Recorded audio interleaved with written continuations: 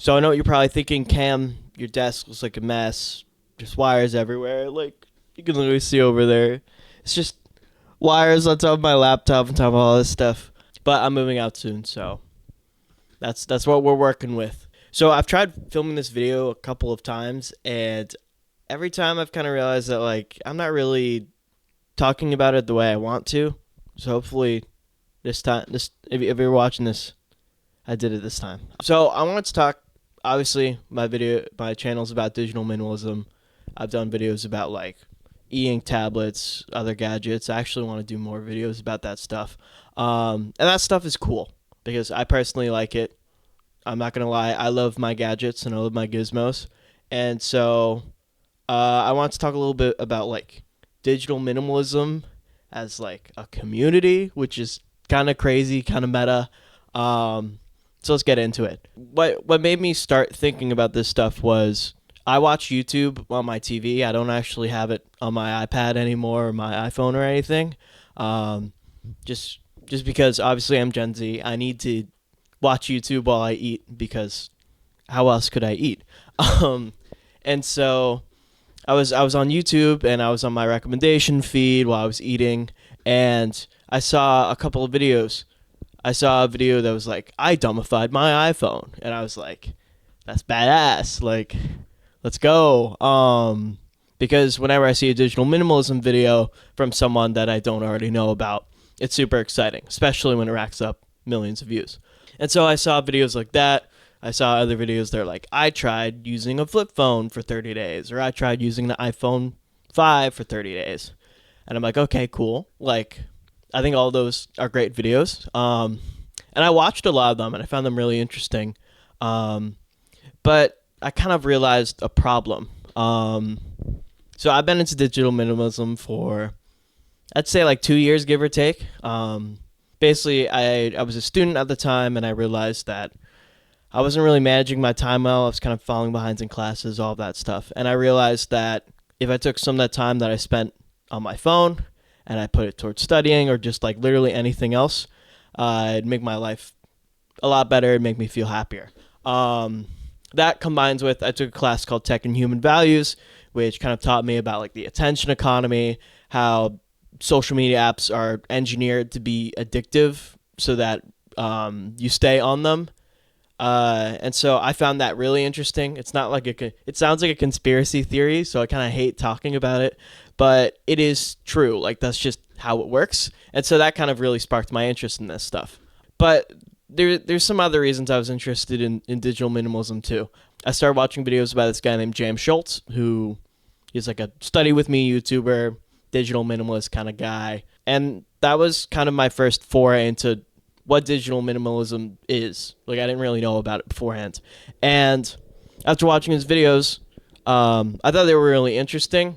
And I really liked his work ethic and his views on like motivation and all that stuff. But I gotta be honest with myself. He had a really cool keyboard, had a really cool monitor, and I just really liked the aesthetic of like his room and his technology. And so flash forward to now, we have these videos where it's bringing digital minimalism to like a wide audience, and it's saying, hey, like you can get off your phone by getting a dumb phone. Or some of the videos even go further. They're like, hey, I bought like an iPod, I bought an e-reader, I bought like an e-typewriter, like all these different gadgets and stuff. And it was all into the purpose of I'm getting off of my phone. And there's nothing really wrong with that because at the end of the day, like whatever you buy, it's up to you. And if it really does help you, that's awesome. Of course, I'm guilty of this too. I like to buy things to help me with digital minimalism, to help me with getting off my phone. But my only issue with that is when we get to how do we get other people to get interested in digital minimalism. In short, I feel like there's kind of I don't want to call it like a gatekeepy kind of barrier, but these videos kind of set the precedent of, oh, you want to get off your phone? Okay, like here's all this stuff you can buy. And although that does help, I don't think for people who are just starting out, I think they can literally use what they already have. And so that's kind of like my main point in this video is it's fine to post stuff about like what you're interested in, like what you use as a digital minimalist. But I think that also we need to create content to say, hey, here's ways that you can literally start making your phone less addictive right now. You don't have to buy a dumb phone or anything. So that's kind of the main point of this video. Because in short, I think that this, I don't know what to call it, a movement, a community, just a general interest, I don't know, philosophy, whatever you want to call it. I think a lot of people can resonate with it, right? Like after COVID, a lot of people spent just way too much time on their screens because that's all we could do. And I feel like a lot of people are now starting to realize like, oh, this is maybe not the best thing. Like, for example, kids with Cocoa Melon, like iPad babies. Like, people see iPad babies and they're like, ugh, iPad babies? I would never. That's so bad for them. But then some people realize like, maybe I'm the iPad baby, which is a weird thing to say, but like that is true to some extent. So I think there's kind of like a growing consciousness of, at least within Gen Z, that like, oh, maybe I should get off my phone more, especially with like all of the general discussion about the role of technology in our lives. I don't want to get into like AI or any of that crap, but a lot of what's going on with AI and like political misinformation and what have you has really changed the way that people view technology. And I feel like a lot of people are reevaluating the way that they use technology in their lives. And that's literally what digital minimalism is. The whole purpose of it, if you want to get to like a single sentence definition, it's just using technology as the tools that they're intended for. And I think that could really resonate with a lot of people. The only issue is when we set up like but when we set the precedent that, oh, you can get off your phone, you just need to buy this thing and this thing and this thing, it doesn't help people get into digital minimalism. It just has them say, okay, yeah, I'll just wait for that next purchase. And my problem with that is that isn't necessarily true. Buying a dumb phone or just like any piece of gadget won't completely change your life. Here's a great example. I bought this, this is my first video. I bought this e-ink tablet, and I did like research on it for like 2 years. Like I was really, really into e-ink tablets. I thought they were so cool, blah, blah, blah. I wanted to replace my iPad with one, all this stuff. And I got it. And since that, it's a great product. I really like the product. I haven't used it. Like, I'll be honest, I haven't really been using it. Just because like I don't have any like use cases for it right now. Like I've thought of some other ways to use it, and I'll probably use it more in the future. But it's kind of just been sitting on my desk, and so the all of that to say that one piece of technology won't really change your life. So instead, what I think we should do is we should tell people, hey, you have an iPhone, whatever. There's ways you can make it less addictive. Of course, like eventually you'll want to get off an iPhone because obviously like they're designed for media consumption. Like if something's designed for that, then it's going to be really easy for you to consume media on it, all that stuff. But that's just a side tangent. I think we just need to make more content to say, here's how you can be a digital minimalist right now. Here's how you can make your phone less addictive. And so that's the purpose of this video. I just want to talk about that and a couple of things that I did because I use an iPhone. I don't have a dumb phone. Maybe I'll get one in the future. But here's a couple of reasons that you, literally right now, if you're saying, oh, I want to make my phone less addictive, here's what you can do. 3 things. The first one is disable most of your notifications. And I know that this might seem kind of weird and counterintuitive because notifications are pretty important. And when I say disable notifications, I don't mean on everything. But for me personally, I only have notifications on for, I think I have them for the weather app. I have them for messages, obviously. And I think that's it. Maybe I have them for Uber, but besides that, that's all the notifications I have. And the whole point of this is because if you think about notifications as a whole, like it's kind of weird that like, let's say I have like the McDonald's app or something. Let's say I don't really want McDonald's, but then I get notifications about deals on McDonald's and stuff. And they try to capture my attention and say, hey, use McDonald's when I actually don't really need to. Basically all of that to say that notifications for apps that don't really matter like kind of clutter up your home screen. They can divide your attention. They're supposed to they're trying to grab your attention to get you to click on them, even though you weren't intending to click on them in the first place. So getting rid of most of your notifications is a good thing, because it allows you to use your device, to use your iPhone with intent. The other thing about this is I would disable the little red like notification buttons. That being, again, they're just trying to alert you and say, hey, click on me, when you don't really need to click on these apps if you weren't intending to.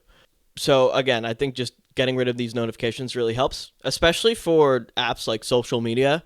Like how pressing is it that you need to see every time that someone likes your post or every message that you get from someone? Of course, this all varies from person to person, but a lot of notifications aren't as important as we think they are. So I'd recommend just turning them off, see how that goes. And if you really need them, you can turn them back on. But I feel like for the most part, you're going to notice a big difference. My second recommendation is to use screen time features. I think they're built into all iPhones and also Androids too. And there's two reasons that I recommend this. One, you can see how much time you're spending on your phone. This is kind of like how I initially realized that I should get off my phone, because I was spending like 8-9 hours a day on it, and seeing the breakdown per app of like, okay, you spent like 3 hours on Instagram kind of made me realize, oh, I should probably focus on getting rid of Instagram in my life. So I think that's really helpful. And I think the other reason is you can kind of set limits on apps. So I actually, instead of using the native screen time features, I used an app called Screen Zen, which is just a little bit more robust and harder for me to get through. And what I'll do is I'll set the limit on like Instagram to be, don't use this all day. And if I want to use the app, I'll say disable my screen blocking for 5 minutes or something, so I can use the app for 5 minutes. And this sounds a little stupid, I'll admit it, but the reason that I do this is because if I'm scrolling on Instagram and I have this 5-minute timer, by the time that timer ends, even if I need to use Instagram for more, it gives me a moment of clarity where it pauses the endless scrolling and it says, hey, do you want to keep being on this app? And it's so much better to have a stopping point versus if you're just scrolling in the app, there is no stopping point. So I think that's a good compromise to help make your apps less addictive while not going cold turkey. Eventually I did leave these apps because I realized, oh, like I'm just not getting a lot out of them. But I think it's a great way to start getting off of them. And then the final thing, like tip number 3, is to make your phone more boring. At least for digital minimalists, your technology is supposed to be a tool. Like my phone is a tool to text people. It's not for me to waste time on. So what I tried to do is I made my phone pretty boring. I just have like a blank black background. I like got rid of most of my apps on my home screen. I just tried to make it as boring as possible so that I'm not interested in staying on it for longer. I've even seen people online, they've set their phone to black and white mode. I thought that was a little too much, especially like if I'm in the Photos app or something, I obviously need color for that. So your mileage may vary, but I think just making your phone less interesting really does help. So to wrap up this video, again, there's nothing wrong with having a lot of gadgets and technology and all that stuff. I'm going to keep making videos about that stuff because I find it really interesting. But I think to any newcomers who are interested in either like getting off of their phone or just like becoming a digital minimalist, you don't need to buy anything. It's more so about your mental strength, what habits you choose to put in place for your life to make it more fulfilling and making your tools less addictive. And of course, there's like a bunch more that I could say on this topic. I don't think that this is like an end all be all video. I have a lot more to discuss about it. But I'd love to hear what other people think. I wish I could spend like an hour just talking about this and be like really nuanced, but unfortunately I can't. So I'd be curious what other people think. And yeah, like if you have any thoughts about this, let me know. I'd love to hear. But thank you so much. I'll see you in the next video. Peace out.